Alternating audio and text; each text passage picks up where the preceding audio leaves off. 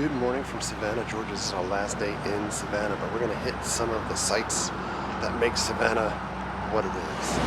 We've wrapped up our overnight at the historic Thunderbird Inn. Thunderbird, wonderful retro hotel located pretty much footsteps away from anything downtown. Our first stop, we've made our way over to historic Forsyth Park.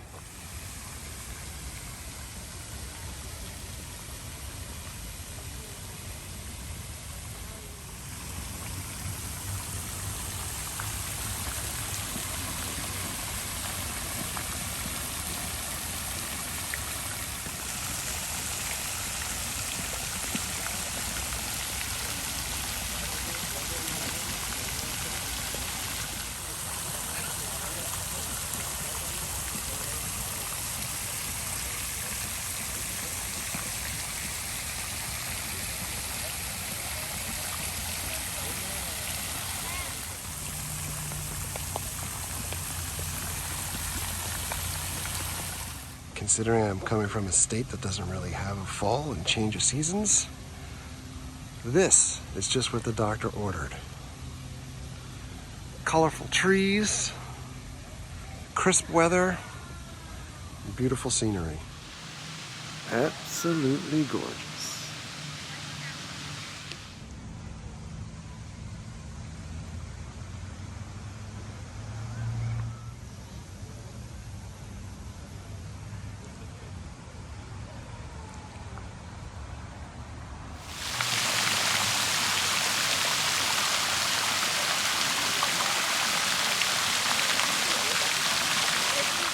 Continue on down the pedestrian way here.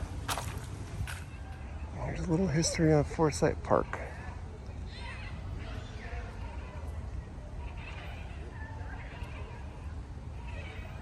They've got a band shell, chimes, and playground areas for kids.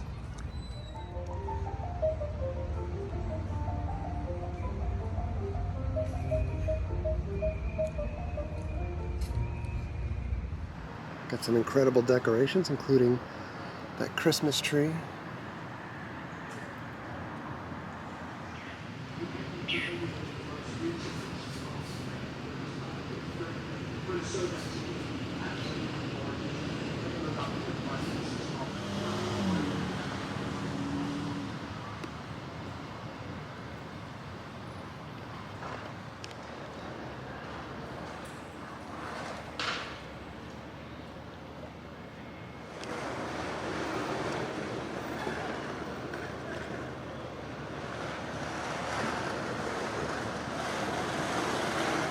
Head into Monterey Square, Savannah.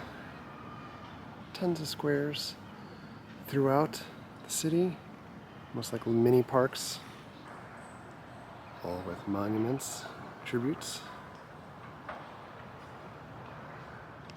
And the structures all surrounding these squares, just remarkable. This particular monument is for Casimir Pulaski, the heroic Pole who fell mortally wounded fighting for American liberty at the Siege of Savannah, October 9th, 1779.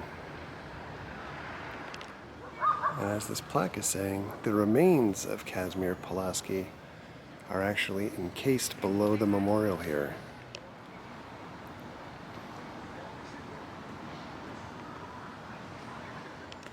Here are his remains. So here's a fun fact with these red doors in Savannah. A red door indicates that your property is paid for. Almost Brooklyn-esque. Yeah. Except pretty. So as we continue on our tour of Savannah, this house is actually for sale, 114 Liberty Street. 4,000 square feet, 4 bath, 4 bedroom. It is absolutely incredible. The price is just cut by $152,000. Now for sale, $1.998 million. So just $2 million, let's call it. Do you have any extra? And it is absolutely stunning inside. We didn't go inside. We looked on Zillow, and the listing, I mean, you can even see up top, there's a rooftop patio area. It is unbelievable. So if you guys want to give us some money so we can move here and make videos on the regular, more than appreciated. Next up, we're heading into Chippewa Square. This square is famous for one huge reason. And the reason why it was famous is because this is where the infamous bus scene from Forrest Gump was filmed. Even though the movie takes place in Alabama, it was actually filmed, at least the bus scene, right here in Savannah, Georgia. Now the bench is no longer here. It's actually in a museum in Savannah. The monument for this square, though, is of James Edward Oglethorpe. He was a soldier, philanthropist, who founded the colony of Georgia.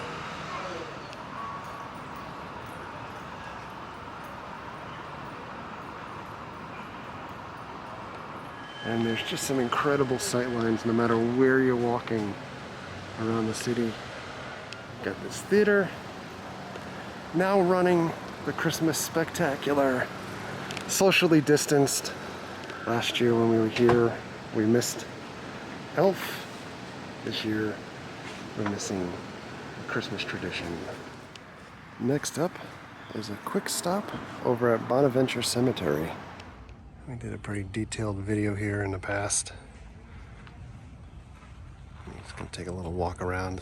Absolutely gorgeous cemetery. Tons of history in this cemetery. Tons of haunts in this cemetery, perhaps.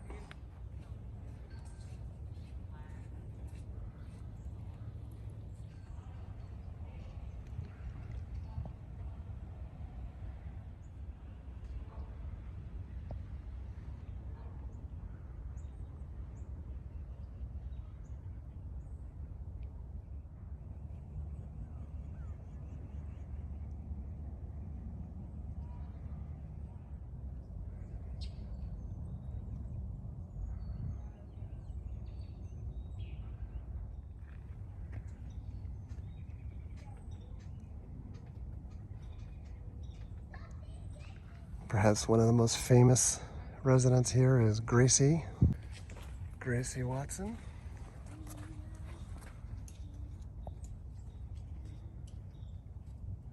Notably haunted.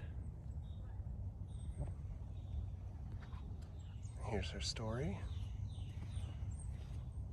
Folks have left her toys and money.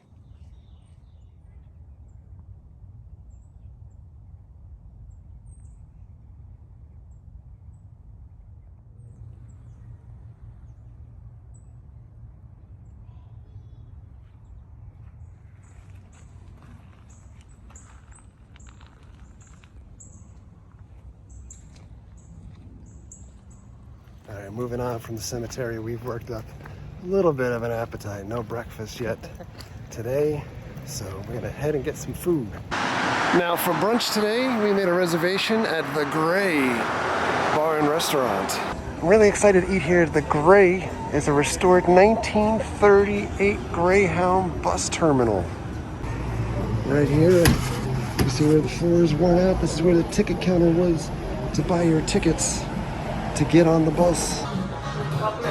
Okay. Check it out.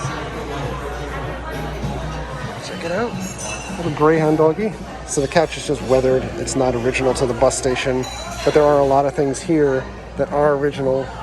The floor is original. It's the coaster, very retro looking.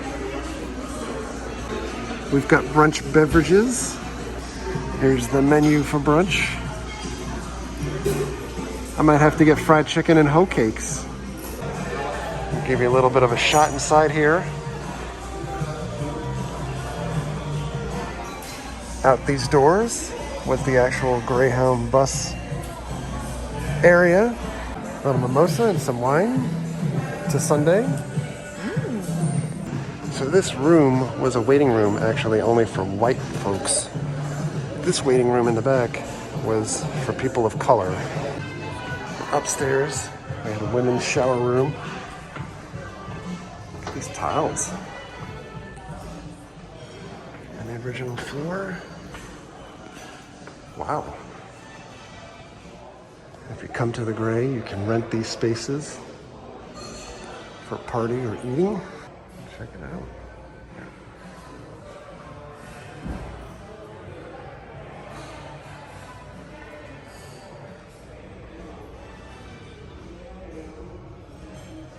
We'll head back down. And downstairs, restrooms, bunk room, boiler room. This is the boiler room. Wow. This is Mary's fried mackerel. It's king mackerel. This is Mary's king mackerel. With caviar. With caviar. I hope that fills you up. And this is my fried chicken and hoe cakes. Look at those. They're like the tiniest pancakes I've ever seen. They're so adorable. This is delicious. What a great combination. This is kind of cornmeal-y. Fried chicken and sweet cane syrup. Perfect combo. Well, that was delicious. We're gonna wrap up here. Here are these gate numbers right above where you would have boarded your bus.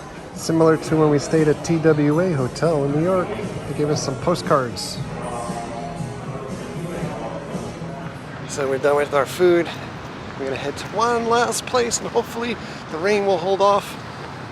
Food was good. Mary's portion, pretty small. I think everything there is really geared towards more upscale eating, but with a really cool twist with the architecture and repurposing of the Greyhound terminal, which is super cool because like I said before, we were at the TWA Hotel earlier this year.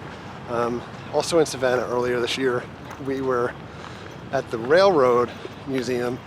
There's a lot of cool history to be had. Oh, yeah. And I love that they're just repurposing things. Not tearing it down. Yeah. Florida. We're heading into the Wormsloe Historic Site.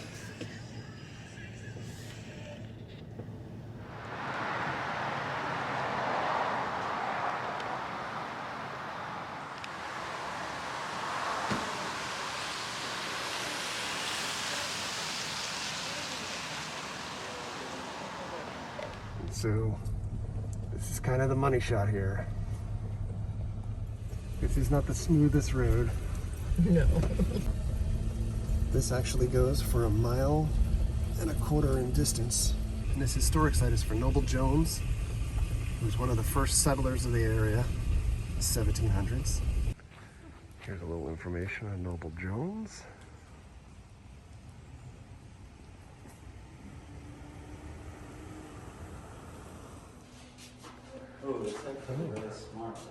That's the ruins of Noble Jones fortified house.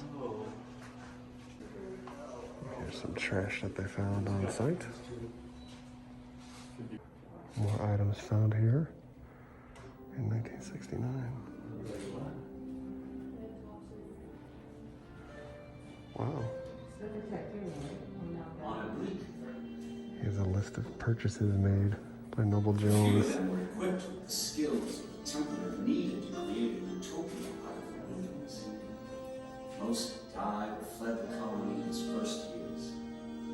Of the 39 who trustees chartered, here's a map of Georgia in 1752. The trustees and here we are, free transportation Captain Jones. He organized James Oglethorpe. each responsible for the common welfare. Way cool. For laying out every And this is Jones's house.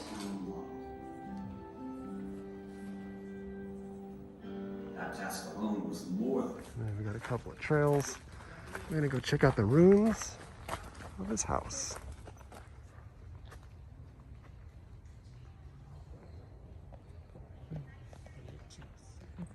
Look at this.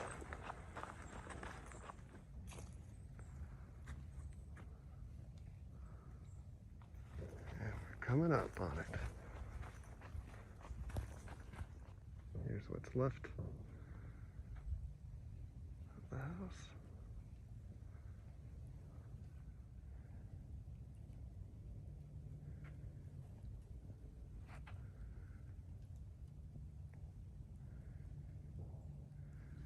It's pretty nuts that some of this is still standing here today.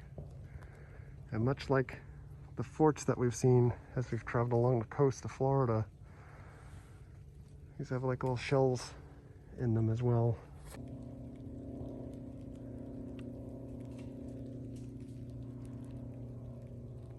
And just a little bit of a distance away, it's like a completely open area. Let's give you a little bit of a backstory as to where this was built. It was on the Skidaway Narrows. So you can see out here where there would be water. And this, just a distance away from where the house is. Here's the view from the other side. Oh, there's a tree right in the middle.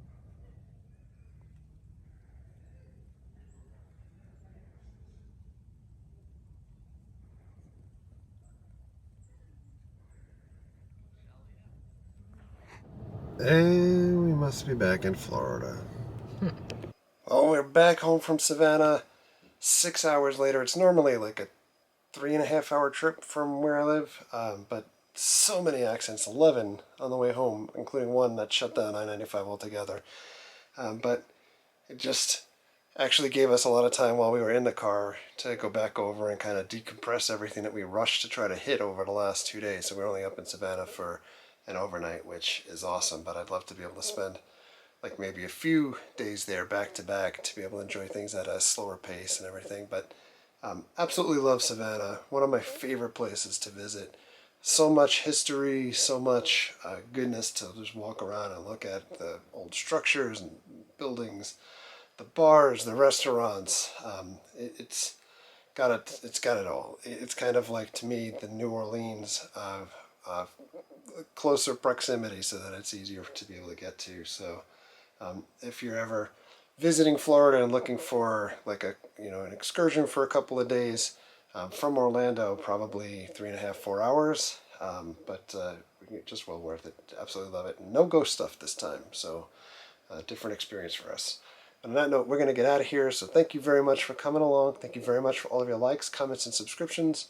Treat others the way you want to be treated. Have a great night. We'll see you guys.